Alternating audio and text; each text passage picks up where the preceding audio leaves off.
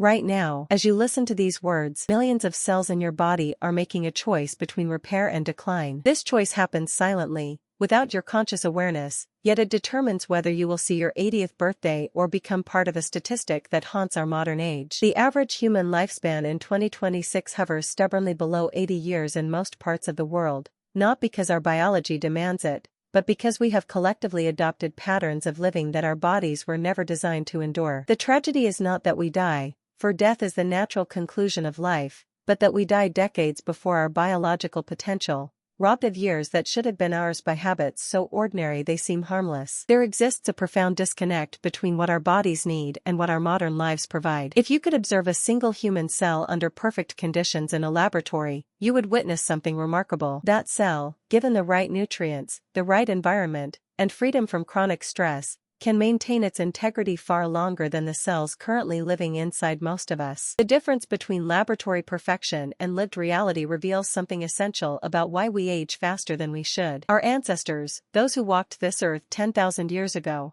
possessed the same fundamental biology we carry today. Their DNA, their cellular machinery, their capacity for repair and regeneration was virtually identical to ours. Yet they faced threats we can scarcely imagine, predators and infections and injuries that could end life in moments. Evolution shaped our bodies to survive those acute dangers, to heal rapidly from wounds, to mount fierce immune responses against invaders. What evolution did not prepare us for was the chronic, relentless nature of modern harm. The 5 habits I will share with you today do not kill quickly like a predator's attack. They kill slowly, incrementally, by overwhelming repair systems that were designed for a different kind of challenge altogether. The first habit that steals years from your life operates at the level of inflammation, and it begins with something so common you likely did it today. When you consume foods that spike your blood sugar rapidly, processed carbohydrates and refined sugars that flood your system faster than your metabolism can handle, you trigger a cascade of events inside your blood vessels. Glucose molecules, when present in excess, begin to stick to proteins in your bloodstream through a process called glycation. These glycated proteins cannot function properly. They accumulate in the walls of your arteries, in the lenses of your eyes, in the filtering units of your kidneys. Your immune system, designed to protect you, recognizes these damaged proteins as foreign invaders. It responds the only way it knows how, with inflammation. White blood cells rush to the scene, releasing signaling molecules that cause swelling and heat. This response, which would be helpful if you had cut your finger, becomes destructive when it never stops. Day after day, meal after meal, the inflammation continues. Your arteries begin to stiffen. Plaques form where white blood cells die and accumulate. The smooth flow of blood becomes turbulent, and your heart must work harder to push blood through increasingly resistant vessels. This is not a disease in the traditional sense. It is a biological response to an environment your body was not built to handle. A human being 200 years ago might experience these glucose spikes occasionally, perhaps when finding a beehive full of honey or during harvest season when fruits were abundant. But those were rare events in a life otherwise characterized by stable blood sugar. Today, the average person creates these spikes multiple times per day. Breakfast cereals, sweetened beverages, white bread, pastries, the very foods we consider normal and acceptable create metabolic chaos that our bodies interpret as an ongoing emergency. The solution is not complicated, though it requires a fundamental shift in how we think about eating. Every meal should be constructed to release energy slowly. Fiber becomes your ally, slowing the absorption of sugars.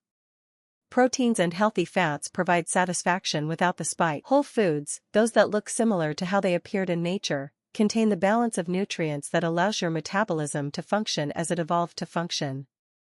When you eat this way consistently, something remarkable happens. The inflammation begins to quiet. Your arteries start to heal. The biological age of your cardiovascular system, which may have been racing ahead of your chronological age, begins to slow its advance or even reverse. The second habit concerns movement, or rather, the profound lack of it that characterizes modern human existence. Your body contains approximately 640 muscles, each one a sophisticated biological machine capable of contraction and relaxation, of generating force and enabling motion. These muscles are not merely for movement. They are endocrine organs, releasing beneficial molecules into your bloodstream when they contract. They are metabolic furnaces, consuming glucose and fatty acids and keeping your energy systems balanced. They are structural supports, protecting your joints and bones from the forces of gravity and impact. When you spend most of your waking hours seated, when your muscles remain largely inactive for days and weeks and years, they begin to atrophy. This atrophy is not merely cosmetic, a loss of strength or size. It represents a fundamental breakdown in your metabolic health. Inactive muscles become resistant to insulin, unable to absorb glucose efficiently from your bloodstream. This resistance forces your pancreas to produce more insulin to achieve the same effect, and over time, this organ begins to fatigue. The path toward metabolic disease becomes almost inevitable. But there is something even more insidious about prolonged sitting. Your largest muscles, those in your legs and hips and core, contain millions of mitochondria, the tiny power plants that produce energy for your cells.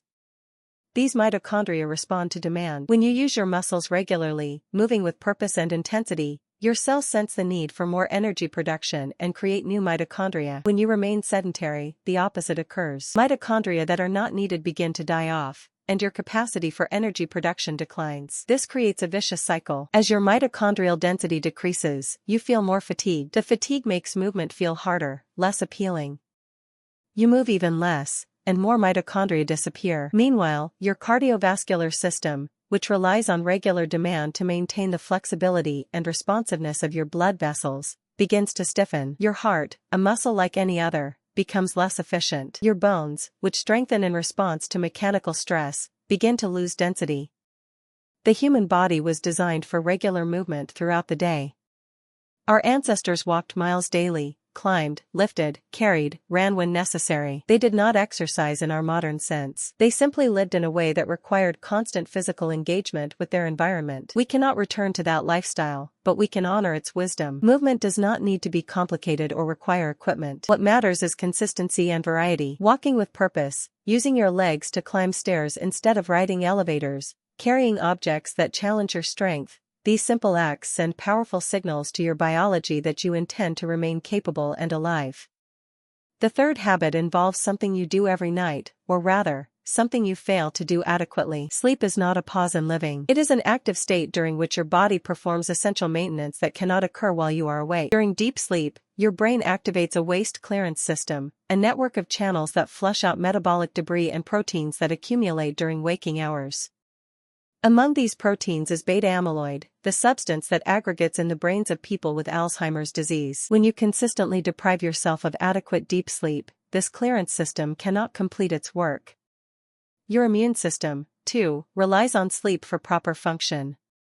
During sleep, particularly in the hours before midnight, your body produces and distributes immune cells and signaling molecules that patrol for infections and abnormal cells. People who sleep less than 6 hours per night consistently show weakened immune responses and higher rates of illness. More troubling, they show increased markers of inflammation, the same chronic inflammation that damages your cardiovascular system and accelerates aging. The modern world has declared war on sleep through artificial light and constant stimulation and the glorification of exhaustion as a sign of productivity. We have forgotten that sleep is not negotiable. It is as essential as food and water. When you stay awake late into the night, staring at screens that emit blue wavelengths of light, you suppress the production of melatonin, the hormone that signals your body that darkness has fallen and rest should begin. Your circadian rhythm, the ancient biological clock that synchronizes your physiology with the rotation of the earth, becomes confused. This confusion has consequences far beyond feeling tired. Your metabolism becomes dysregulated, with hormones that control hunger and satiety falling out of balance. People who are chronically sleep-deprived tend to crave calorie-dense foods and struggle to feel satisfied after eating. Their bodies, sensing an emergency state, try to store energy as fat. Meanwhile, the protein synthesis that repairs and builds muscle tissue, which occurs primarily during deep sleep, becomes insufficient. You begin to lose muscle mass even if you are exercising, because your body cannot complete the recovery process. The solution requires treating sleep with the respect it deserves. Your bedroom should be cool, dark, and quiet, a sanctuary for rest rather than a place for screens and stimulation. The hour before sleep should involve a winding down of mental activity, a transition from the demands of the day to the receptivity of rest. Consistency matters profoundly. Your body thrives on predictable rhythms, sleeping and waking at roughly the same times each day, even on weekends. This regularity strengthens your circadian system and improves the quality of every hour you sleep. Keynote 4, the isolation epidemic. The fourth habit is less obvious than the others, yet its impact on longevity is profound and well documented across decades of research. Humans are social creatures, shaped by evolution to live in groups, to form bonds, to care for one another. Your nervous system, your immune system, your endocrine system, all evolved in a context of social connection. When you experience chronic loneliness or social isolation, when you lack meaningful relationships and regular positive interactions with others, your biology interprets this as a danger signal. Studies following thousands of people over decades have found that social isolation increases mortality risk by margins comparable to smoking. The mechanisms are complex and interconnected. Lonely individuals show elevated levels of cortisol, the stress hormone, which over time suppresses immune function and promotes inflammation. They experience disrupted sleep patterns, even when they spend adequate time in bed, because the quality of that sleep suffers under the burden of social stress. Their cardiovascular systems show signs of increased strain, with higher blood pressure and reduced heart rate variability. There is something deeply sad about this finding, because it reveals that we need each other not just for emotional fulfillment but for basic biological health. The warmth of genuine friendship, the sense of being understood and valued, the experience of caring for someone else, these are not luxuries. They are necessities that operate at the level of your cells and organs. When you invest time in relationships, when you prioritize connection over convenience or productivity, you are not being sentimental. You are engaging in a form of preventive medicine as powerful as any pharmaceutical intervention. Modern life, with its emphasis on individual achievement and its replacement of face-to-face interaction with digital communication, has created an epidemic of loneliness even among people who are rarely alone. You can be surrounded by others and still feel isolated if those interactions lack depth and authenticity. The solution is not simply to be around people more often. It is to cultivate relationships that involve reciprocity and vulnerability, where you can share your struggles and joys, where you feel seen in your full humanity. This might mean prioritizing family dinners over working late, joining communities built around shared interests or values, volunteering in ways that connect you with others working toward common goals. It might mean having the courage to reach out to old friends or to deepen superficial acquaintanceships into something more meaningful. Your body will respond to these efforts in ways you can measure. Your inflammation markers will decrease. Your sleep will improve. Your resilience to stress will strengthen. The years you gain from social connection are years of better health, not merely more time. The fifth and final habit concerns the relationship between your mind and your body, specifically the ways that chronic psychological stress accelerates biological aging. Stress, in acute doses, is not inherently harmful. When you face a genuine threat, your body's stress response is beautifully designed. Your adrenal glands release cortisol and adrenaline, your heart rate increases, your muscles receive more blood flow, your attention sharpens. This response helped your ancestors survive encounters with danger, and it still serves you in moments of true emergency. The problem emerges when this system never turns off. When you perceive threats everywhere, in your inbox and your bank account and your social media feed and your news consumption, your body cannot distinguish between a charging predator and a difficult email. It responds the same way, with the same cascade of stress hormones. Over time, this chronic activation wreaks havoc on nearly every system in your body. Your immune system becomes dysregulated, overreacting to minor triggers while becoming less effective against genuine threats. Your digestive system suffers, because blood flow is diverted away from digestion during stress responses. Your telomeres, the protective caps on the ends of your chromosomes that shorten with age, erode faster under chronic stress. Perhaps most importantly, chronic stress affects your brain in ways that become self-perpetuating. The hippocampus, a region crucial for memory and emotional regulation, actually shrinks under prolonged stress. Meanwhile, the amygdala, your brain's fear center, becomes enlarged and hyperactive. This means you become both less capable of managing stress effectively and more likely to perceive ordinary situations as threatening. The cycle deepens unless consciously interrupted. The interruption requires recognizing that not every problem demands immediate action or emotional investment. It requires building practices into your daily life that activate your parasympathetic nervous system, the rest and digest system that counterbalances stress. Deep breathing exercises, meditation, time in nature, creative activities that absorb your attention. These are not indulgences. They are biological necessities that protect your health at the cellular level. There is wisdom in learning to distinguish between problems you can solve and situations you must accept. Much of modern stress comes from trying to control what cannot be controlled or catastrophizing about possibilities that may never occur. When you can observe your thoughts without being consumed by them, when you can acknowledge difficulty without letting it dominate your physiology, you reclaim years of life. Your body, sensing safety instead of constant threat, can redirect energy toward maintenance and repair instead of emergency response. These 5 habits, eating in ways that create metabolic chaos, remaining sedentary, neglecting sleep, isolating yourself from meaningful connection, and drowning in chronic stress, they form a constellation of behaviors that have become normalized in modern life. Each one individually would shorten your lifespan. Together, they create a nearly perfect storm of biological degradation that makes death before 80 not just likely but almost predictable. Yet nothing about these habits is inevitable. They are choices, often unconscious choices shaped by a culture that prioritizes convenience and productivity over health and longevity, but choices nonetheless. And choices can change. The beautiful truth about human biology is its remarkable capacity for healing when given the opportunity. Your cells are replacing themselves constantly. The artery damage from years of inflammation can begin to reverse when you change how you eat. The muscles that have atrophied can rebuild when you move regularly.